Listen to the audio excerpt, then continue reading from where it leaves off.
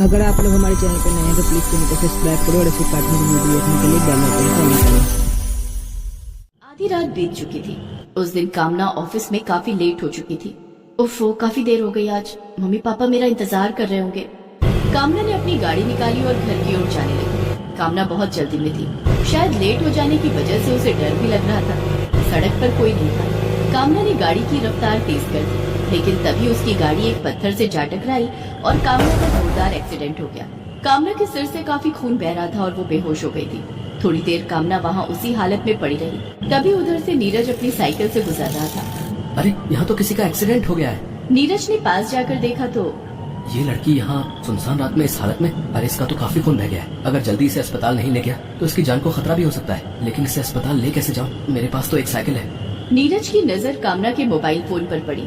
नीरज ने कामना के मोबाइल फोन से पास के अस्पताल में फोन करके एम्बुलेंस को बुलाया और कामना को अस्पताल ले गया। वहाँ डॉक्टर ने कामना की हालत देखकर कहा, एक्सीडेंट में इनका सर बुरी तरह से जख्मी हो गया है। अगर जल्दी ऑपरेशन नहीं किया गया तो हम इन्हें नहीं बचा पाएंगे। डॉक्टर साहब, आप इनका ऑपरेशन कर दीजिए। ठीक है, आप इनके हस्बैंड है ना? इस फॉर्म को भर दीजिए। नहीं डॉक्टर साहब, मैं इनका हस्बैंड नहीं हूँ। मैं तो उस रास्ते से गुजर रहा था। इन्हें इस हालत में देखा तो यहाँ ले आया। मैं इनके घर वालों को फोन कर देता हूँ, वो आकर ये फॉर्म भर देंगे। देखिए, हम किसी का इंतजार नहीं कर सकते। अगर इनकी जान बचाना चाहते हैं तो इस फॉर्म को भर दीजिए। कामना की जान बचाने के लिए नीरज ने वो फॉर्म भर दिया जो कामना के हस्बैंड को भरना था। उसके बाद डॉक्टर कामना को ऑपरेशन थिएटर में ले गए। इसी बीच नीरज ने कामना के मोबाइल फोन से फोन करके कामना के माता पिता को सारी बात बताई। थोड़ी देर के बाद कामना के माता पिता वहाँ पहुँच गए। तब तक कामना का ऑपरेशन हो चुका था। डॉक्टर साहब, कामना कैसी है? पेशेंट अब खतरे से बाहर है। अगर उन्हें समय पर यहाँ नहीं लाया जाता तो उनकी जान भी जा सकती थी। आप इस नौजवान का धन्यवाद कीजिए। यही आपकी बेटी को यहाँ लाए हैं और इनके दस्तखत से ही आपकी बेटी का ऑपरेशन हुआ है। कामना के माता पिता ने नीरज को सर से पैर तक घूरा। नीरज को देखते ही वो समझ गए कि नीरज बहुत गरीब है। उन्होंने नीरज का धन्यवाद तक नहीं किया। अच्छा, अब मैं चलता हूँ। ईश्वर की कृपा से कामना जी जल्दी स्वस्थ हो जाएंगी। नीरज अपने घर आ गया। कुछ दिनों के बाद कामना को भी अस्पताल से छुट्टी मिल गई, लेकिन अस्पताल के डॉक्टर ने कामना को नीरज के बारे में सब कुछ बता दिया था।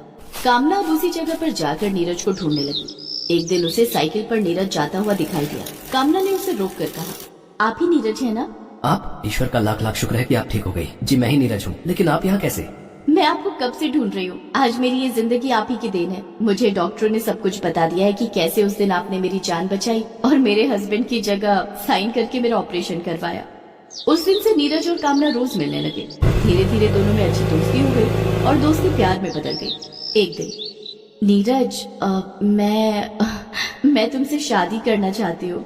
लेकिन ये कैसे हो सकता है कामना? तुम बहुत अमीर हो और मैं बहुत गरीब। तुम एक मल्टीनेशनल कंपनी में इंजीनियर हो और मैं एक सोसाइटी में मामूली सा गार्ड हूँ। 12,000 रूपए मेरी तनख्वाह है। तो ठीक है ना, 50,000 मेरी तनख्वाह है। दोनों के पैसे मिलाकर घर तो चल ही जाएगा।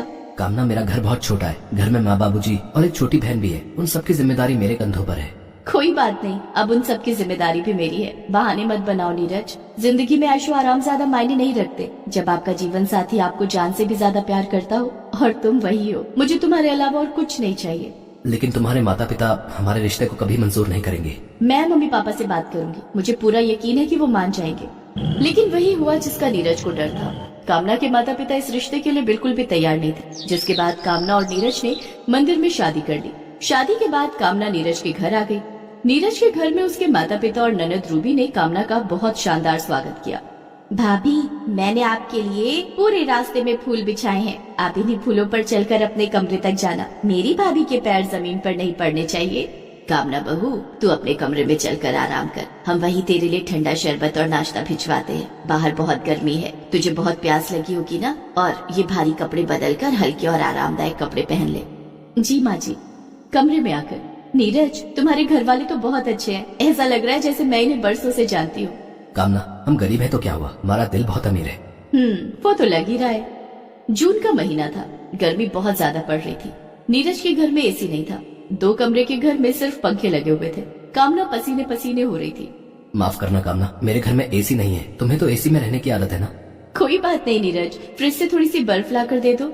सॉरी कामना, मेरे घर में फ्रिज नहीं है। लेकिन हाँ, माँ ने तुम्हारे लिए बाहर से बर्फ मंगवाई है। मैं अभी लेकर आता हूँ। नीरज ने कामना को बर्फ ला कर दिया। कामना उस बर्फ को अपने गले में रगड़ने लगी। बहुत आराम मिल रहा है। नीरज, मैं सोच रही थी कि अपने घर के लिए एक एसी और एक फ्रिज खरीद लूं।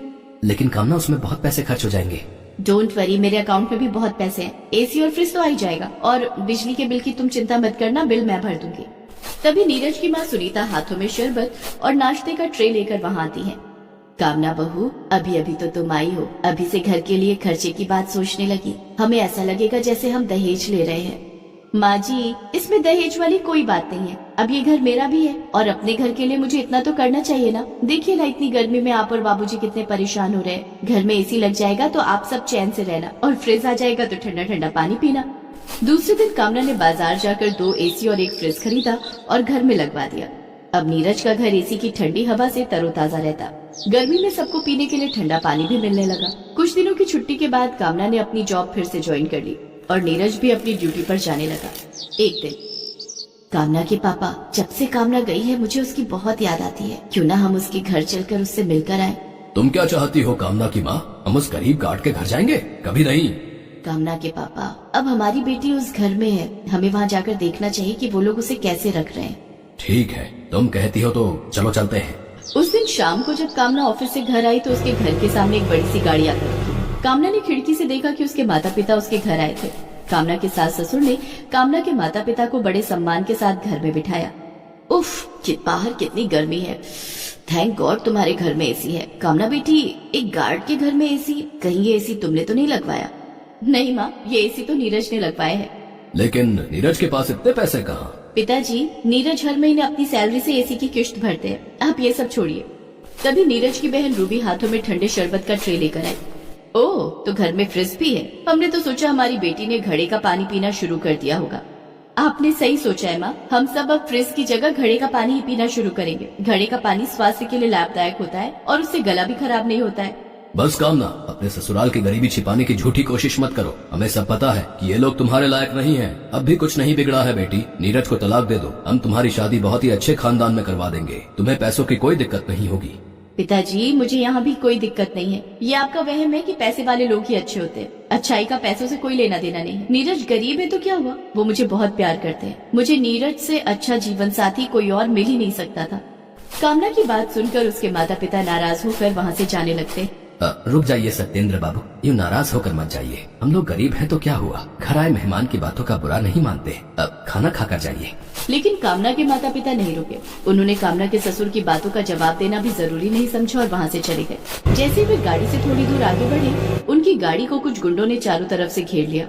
वे हथियार दिखाकर कामना के माता पिता से पैसे और उनकी गाड़ी मांगने लगे। वे गुंडे उनकी गाड़ी लेकर वहाँ से भागने ही वाले थे कि वहाँ से नीरज गुजर रहा था और उसने सब देख लिया। नीरज ने फौरन पुलिस को फोन किया और गुंडों से लड़ने लगा। सभी गुंडे मिलकर नीरज की पिटाई करने लगे। इतने में वहाँ पुलिस आ गई और गुंडों को गिरफ्तार कर लिया। कामना के माता पिता अपनी गाड़ी में बिठाकर नीरज को अस्पताल ले गए और फोन करके कामना को सारी बात बताई। थोड़ी देर के बाद सब लोग अस्पताल पहुँच गए। डॉक्टर ने नीरज के जख्मों पर पट्टी कर दी थी। कामना बेटी, तुम ठीक कहती थी कि अच्छे होने के लिए पैसे वाला होना जरूरी नहीं है। सच में नीरज से बेहतर जीवन साथी तुम्हारे लिए कोई और नहीं हो सकता था। कामना के माता पिता ने नीरज और कामना को आशीर्वाद देकर उन दोनों के रिश्ते को अपना लिया।